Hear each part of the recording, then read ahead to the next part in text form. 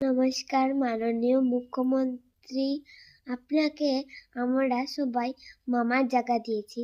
আপনি চোখ তুলে একটু দেখুন আমাদেরকে, আমার বাবা এবং আমার গুরুজনকে 108 ওরা এত কষ্ট করছে। আপনি দেখুন, আমরা তো খাবো, আমরাও তো পড়াশোনা করব।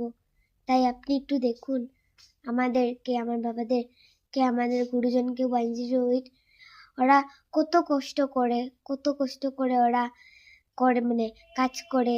তাহলে আপনি একটু দেখুন ওদেরকে।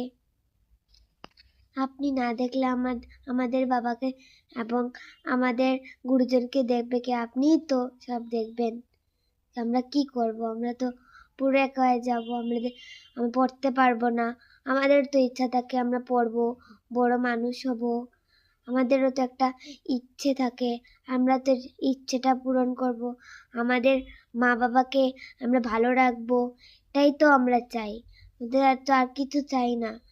প্লিজ মামা, আপনি দেখবেন মামা, আমরা তো খাবো, আমরা তো থাকবো। মামা প্লিজ আপনি দেখবেন মামা। নমস্কার।